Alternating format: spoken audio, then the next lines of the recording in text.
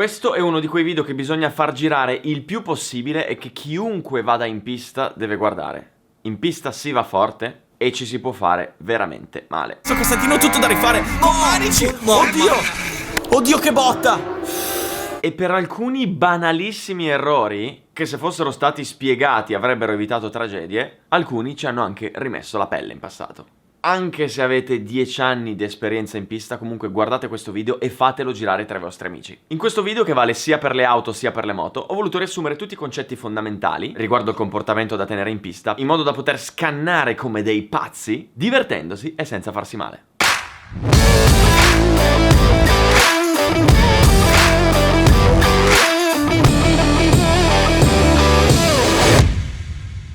Pista? Ma che pista? Uno dei problemi che ho riscontrato in alcune organizzazioni di prove libere è che non viene fatto un briefing che spiega come funziona la pista. Per chi conosce la pista può sembrare superfluo, ma ci sono tante persone che ci girano per la prima volta e che non sanno cose fondamentali come dov'è l'ingresso pista, dov'è l'ingresso box, come si sviluppa la pista. Vi sono stati in passato incidenti gravissimi, anche mortali, dovuti a persone che, vedendo la pista per la prima volta, non sapevano dove fosse l'ingresso dei box. Così l'hanno visto all'ultimo e in pieno rettilineo hanno chiuso il gas, frenato e cambiato direzione, e quelli che arrivavano dietro li hanno presi in pieno e hanno fatto un disastro. Quindi vi consiglio di farvi un giro di 10 minuti a piedi, chiedendo informazioni al personale e cercando di capire come funziona la pista, dove si entra, dove si esce, come si gira, eccetera eccetera. Come si entra in pista? Ora, ogni pista è diversa, ma la cosa fondamentale da sapere è questa. Voi state uscendo dalla pit lane a 60 km/h e di fianco a voi avete gente che vi passa a 250 km/h.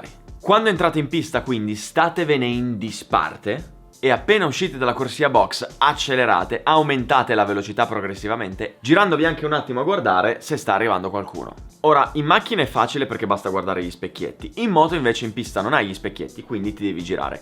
Una cosa fondamentale da sapere è questa: quando sei in moto e stai andando dritto, nel momento in cui ti giri, tu non te ne accorgi, ma la moto inizia ad andare dalla parte in cui ti sei girato, quindi involontariamente tu tagli la pista. Quindi fate attenzione a questa cosa. A questo punto, continuando ad accelerare, restatevene tutto da un lato, continuate a girare fuori traiettoria finché, quando avete preso il ritmo e state andando a una velocità accettabile e siete sicuri che non stia arrivando nessuno dietro, vi mettete in traiettoria. E a quel punto iniziate i vostri giri. Sì, ma zio, vanno tutti come dei missili. Ok, ora siete in pista e magari siete dei neofiti, o magari siete in una pista che non avete mai visto, quindi dovete ancora impararla. Quindi siete lenti. E gli altri vanno tutti a cannone e vi passano da tutte le parti. Vi viene quindi l'ansia di avere qualcuno forte che arriva da dietro e vi viene l'istinto di continuare a guardarvi dietro mentre state girando in pista, cosa che io agli inizi facevo tantissimo. Perché ci si sente d'intralcio, ci si sente in mezzo alle scatole e si vuole agevolare il sorpasso. Questa è la cosa peggiore da fare, per due motivi. Il primo è che se guardi dietro, non guardi avanti, e nel momento in cui sei ai 300 all'ora, in un secondo percorri 80 metri. Se tu ti distrai per un secondo, quegli 80 metri significano che sei finito.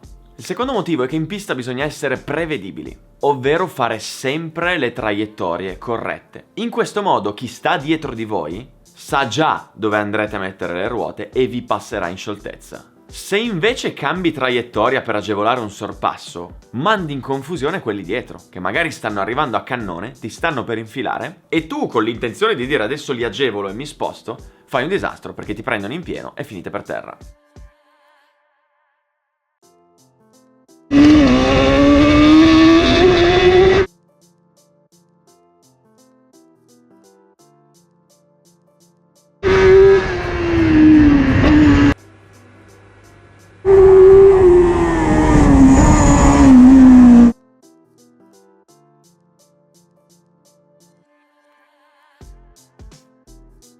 Se si è lenti, che è una cosa normalissima, anche un campione del mondo la prima volta che vede una pista va piano perché non sa dove girano le curve, fate il vostro giro, girate al vostro passo, l'importante è che facciate delle linee prevedibili. Saranno gli altri poi a passarvi. Non fermatevi mai. È successo molte volte che alcuni, vedendo il proprio amico cadere in moto, abbiano parcheggiato la moto, messo giù il cavalletto e siano andati a vedere come stava. Questo è un gesto pericolosissimo, per vari motivi. Se il vostro amico si è fatto male, magari ha una lesione spinale, e voi lo toccate, rischiate di ammazzarlo o di lasciarlo paralizzato a vita.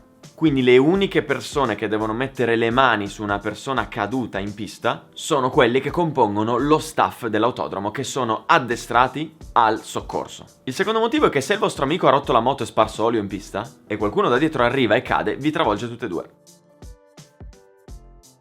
Ha rotto e vedi, pazzesco. Sì. Pusheddu. Ma è andata bene.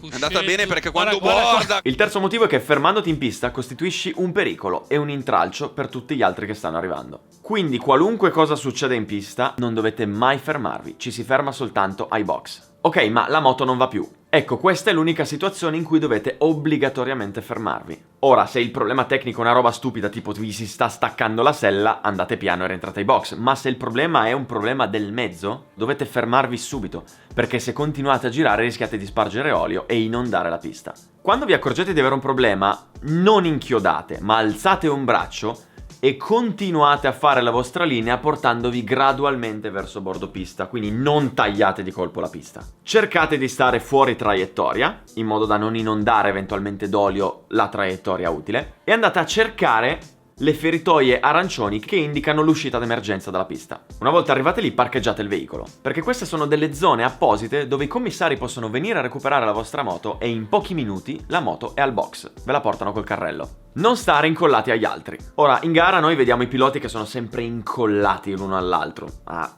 centimetri di distanza, ma questo perché è una gara, quindi i piloti sanno che devono fare tot giri e sanno che per quei tot giri devono tirare al massimo. Nelle prove libere naturalmente capita che ci si chiuda la vena e ci si ingarelli con gli altri. Il problema è che non sappiamo quello che stanno facendo gli altri. Non sai chi sia, se è capace, se fa altri 10 giri o se sta per fermarsi. Quindi stare incollati agli altri è molto pericoloso, perché se quello davanti a un certo punto decide di finire il turno, chiude il gas per uscire ai box e tu gli sei incollato dietro, lo tamponi.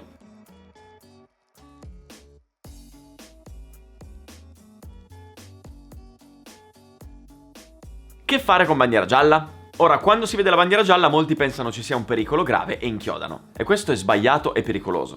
Perché la bandiera gialla ci indica semplicemente che più avanti c'è un incidente, quindi bisogna fare attenzione. Se noi quando vediamo la bandiera gialla inchiodiamo e rallentiamo di colpo, diventiamo imprevedibili e se abbiamo qualcuno dietro incollato a noi che non ha visto la gialla, ci tampona.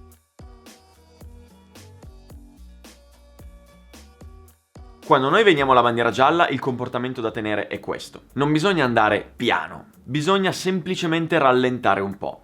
Ovvero bisogna portarsi a quell'andatura che sia comunque spedita, ma che sia entro i nostri limiti di sicurezza. Ovvero quell'andatura in cui noi siamo sicuri di avere il controllo del mezzo e non rischiare di andare fuori pista o cadere. E a quel punto fare attenzione a cosa sta succedendo nella zona della bandiera gialla. Facciamo inoltre attenzione che se vediamo doppia bandiera gialla significa che c'è qualcosa in mezzo alla pista, quindi magari una moto, un veicolo, un pilota, dei pezzi. Quindi in quel caso bisogna prestare ulteriore attenzione. Che fare con bandiera rossa? La bandiera rossa invece indica che è successo qualcosa di grave per cui il turno deve essere interrotto. Anche qui, quando noi vediamo la rossa, non dobbiamo inchiodare, soprattutto se siamo sul rettilineo. Dobbiamo alzare un braccio e iniziare a rallentare progressivamente. Sempre per il discorso che dobbiamo essere prevedibili per quelli dietro, che magari non hanno visto la rossa.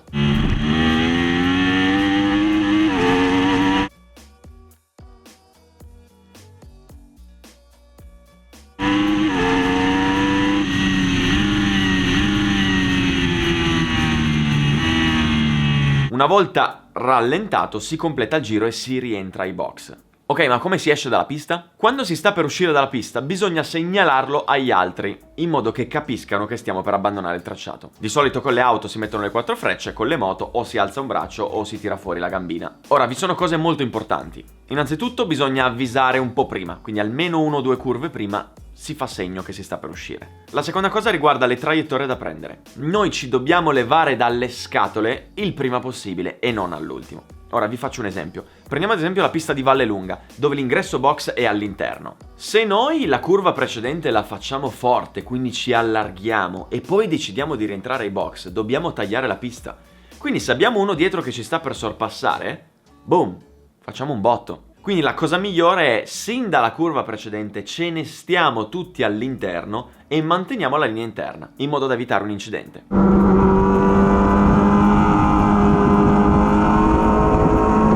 Se invece l'uscita ai box è all'esterno, come ad esempio al Mugello, la cosa migliore è starsene tutti esterni, addirittura andarsene tutto sul cordolo, oltre il cordolo.